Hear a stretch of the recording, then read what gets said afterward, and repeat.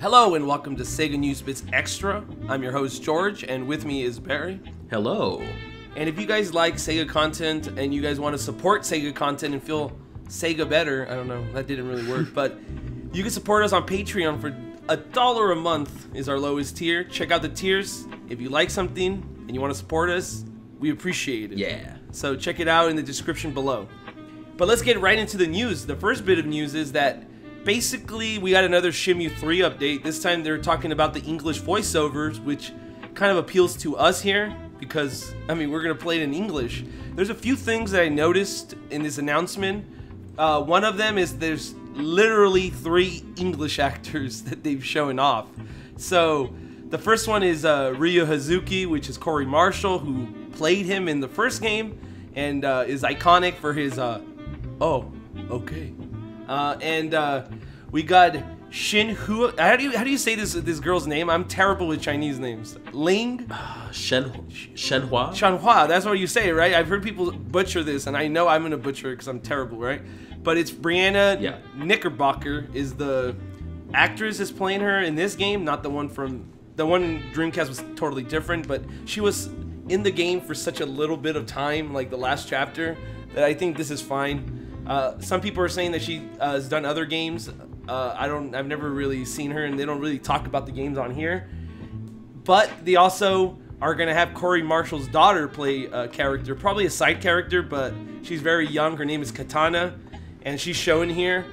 And this is gonna be her first game, and I'm assuming she's gonna play like a, you know, background character or something. Mm-hmm. And then they have the guys that are doing the direction here. And if you watch the clip that they uploaded, which is on this channel, it's kind of weird because he's like telling them like, this is a Japanese game, but we're not just translating it. It's in Chinese or something, or it's in China. So it's like, yeah, I know what the Shenmue 3 is. I knew, yeah, you know what I mean? Right. So it's like, I don't know what the voice quality is gonna be like. I know the first game is notorious for its bad voiceover, which, to be honest with you, at that time, people didn't take English voice acting that seriously in video games, so it makes sense if you see all the games that came out around that era. Right. There was a few obviously notable titles that like broke the mold, but not all of them. But what is your thoughts on this? Only really having two to three people. Well, so far from what we've seen, but then again, that is kind of a part of the history of Shenmue English voice acting, is they would have a small cast and then they'd tell a person like, okay, now play an old man. And they'd say, I never auditioned to be an old man. And they said, oh, it doesn't matter, just play one. And people said, you know, his daughter this is her first voice acting job. And to be honest, I think it'll fit right in with the old games, because a lot of the voice actors in previous games, it sounded like that was their first voice acting job. Yeah. Like, no offense, but, you know, it would be like, what do you mean, sailors? Oh, I've seen them. You want them to hire you, is that what you're asking? This is your audition tape. I see. Yeah, they're over there. Now leave me alone. Okay. And they said that it's 70 to 80% complete, the English voice track. And obviously they did say that the voice acting will be handled by another company. But this makes me believe that there's only really going to be 2 characters in this game, since they're only really announcing the big voice actors for those 2, right? Ryu and Lin. Right. So do you think they're going to be taking the front spot in the story and we're not really going to have any more major characters? Because this franchise is known for having so many characters as you travel, right? Right. You got Rin, Fukusan, I mean, the best already. Ren's in the game. I think he's coming back. We've seen him in some screens. Oh, so yeah, so I'm assuming the voice actor's coming back too, or no? I'd hope so. That's the thing, though. They're not talking about anyone but these guys. And I mean, don't you remember there was a Kickstarter tier where you could have a phone card and call people from previous games? Yep. And it's like, how are you going to do that? Yeah, it's true. They haven't really talked about that. That's interesting. There's a lot of stuff we don't know about this game, and I think that's the frustrating bit, because it's like months away, but they still haven't done a finalized trailer. It's months away, and we barely have 2 voice actors in English. It's months away. We don't really know what the project really looks like finalized. Like, we haven't even seen anybody play the game at all. Right. Yeah, and what's interesting is we're actually, if you're at a certain tier, you're entitled to a like a beta or like a test version. So there's going to be people playing this before the game releases, and I don't know how comfortable they are with that. Neither do I. It's going to be very interesting. Regardless, this game is going to be very interesting, and it's either going to be really, really good, really, really bad, or just whatever. I think if it's whatever, yeah, people might forget about it, which I don't know if it's a good thing, but I hope it's really good, obviously. Me and you do, right? Of course. And the next bit of news is Ecco the Dolphin creator wants to make a new Ecco, Mr. Bones, 3 Dirty Dwarves, and of course, Tiny Tank, which I didn't add in this article on SEGAbits because it's a PlayStation game. But he wants to make all these games on the Nintendo Switch. So here's his quote from Nintendo Life, who interviewed him, because he has a new game out now on the Nintendo Switch called Space War Arena. So this is an interview to promote that game. Huh. One of my OCD characteristics of my personality is I never give up. When I was trying to convince Sega about Ecco the Dolphin, it took me years to get them to bite. There are some challenges I need to overcome, but eventually there will be a new Ecco. Also, I'm trying to find a way to port our Saturn game, 3 Dirty Dwarves, to the Switch, and I think it's an excellent game for the platform. Also, if I have my way, modern versions of Mr. Bone and Tiny Tank are heading over to the Switch someday. How do you feel about people really liking the Switch? I've noticed a lot of old creators on on Twitter always talking like, I hope we could bring this game back to Switch, and then this, and now this guy's talking about his games that he wants to bring to Switch, and he's been a big Switch advocate for a while on Twitter because we follow him. Yeah. What are your thoughts on this? I think the portability factor is really big for people. I think the Switch itself has become kind of a place where people are just like, well, you have to port everything to it. We need everything on the Switch. It's kind of a meme now, you know? Yeah. And I don't disagree with him, but I also think all these games deserve to be on other platforms. I love the idea, though. I think Mr. Bones would do really well on the Switch because it was basically WarioWare before WarioWare. And you are a big fan of Mr. Bones, right? I'm a big fan just because I own it, because so few people have it, and it's a 2-disc game, so you know like it's hard to get a complete copy. And from what I've played, it's a real trip. Like it's like an FMV game, but then it's a bunch of mini games, and it's really weird. I didn't even know he did Tiny Tank or 3 Dirty Dwarves. So like he's done so many genres. He's actually kind of underrated. Like all I hear about him is, oh, he made Ecco, and I'm like, yeah, Ecco's a cool game. There's not another game like Ecco.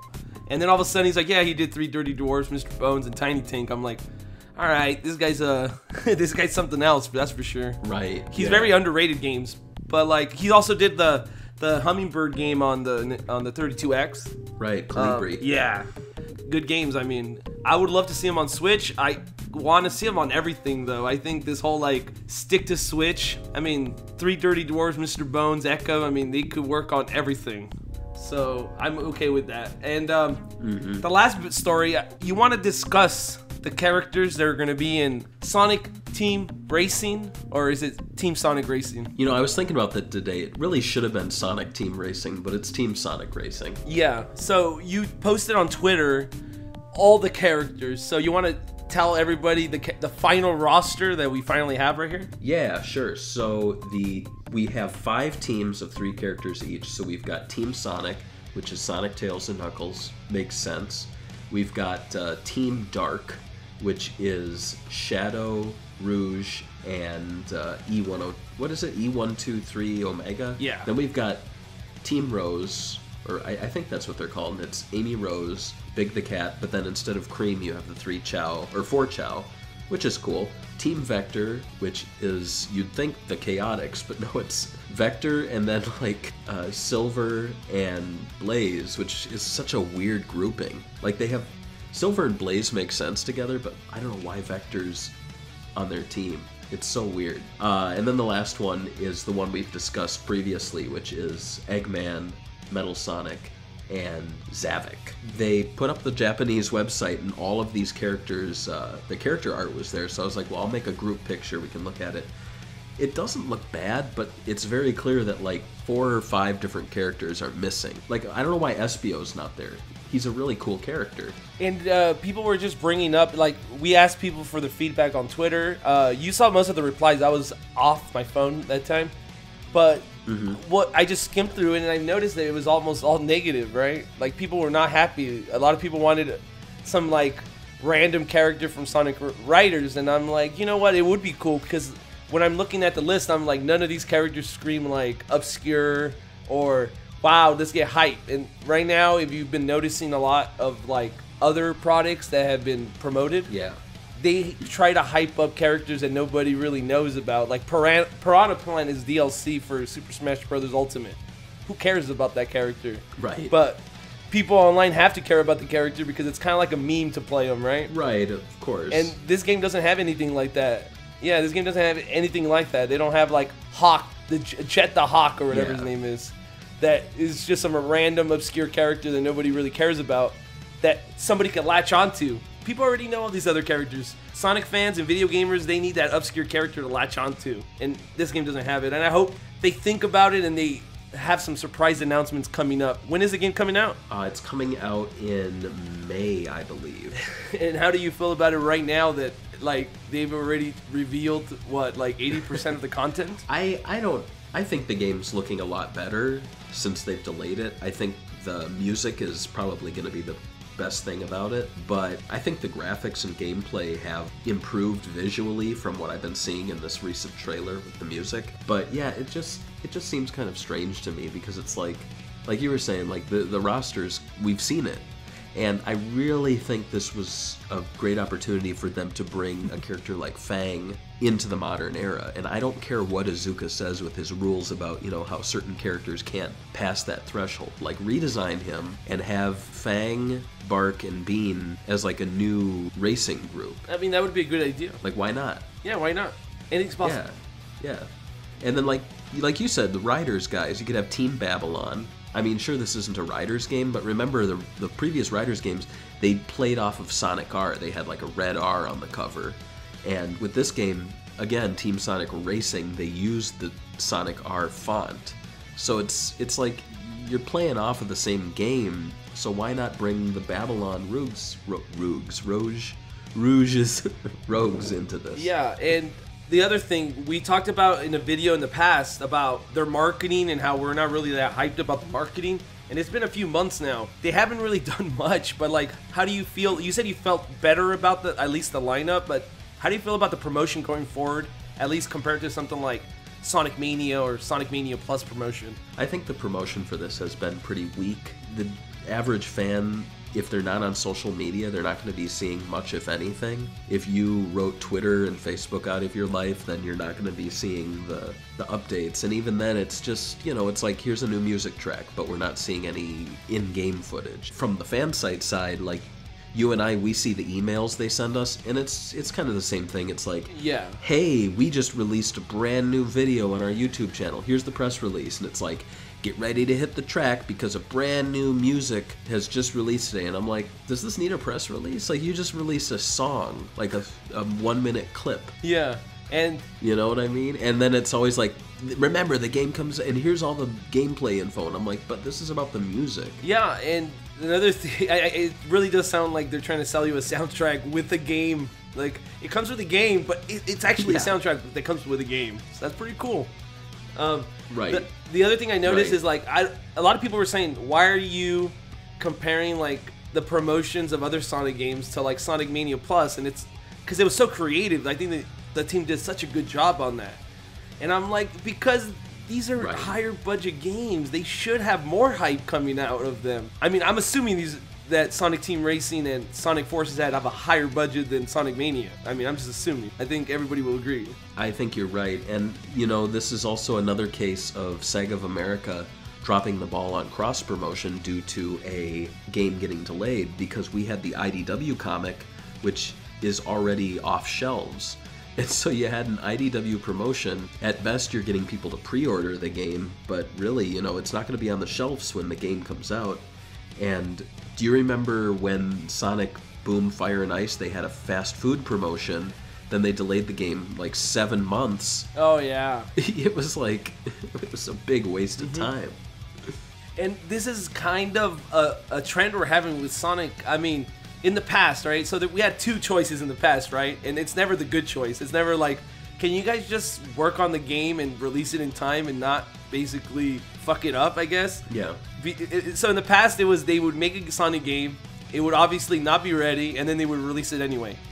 Now, they will like line up all these promotions, and they have a great day. Like they had Fall, right? Yeah. Which is a great time in a Sonic game. They couldn't make it, so they delayed it, which is the good thing. Mm-hmm. But now all the promotions are screwed up, and it feels like everybody's just like, oh, okay, it's coming out in 5 months, and we already know everything. Oh, who cares? Right, and then beyond that, so it's like a double-edged sword. Yeah, and then beyond that, we had a Nickelodeon racing game and Crash Team Racing announced, and so now there's a bargain bin racing game you can already play, and there's a Crash game coming after the Sonic game. So it's like, and right now Crash is getting like a lot of hype from the old fan base for being, I guess, bringing back these characters that we haven't seen in a very long time in good games. Mm-hmm. Yeah, so it's going to be interesting when it comes out. I guess we'll be keeping you updated on the news on Sonic Team Racing on SEGAbits.com. But that's our episode this week. Thank you guys for watching. See you guys next week. Bye. Bye.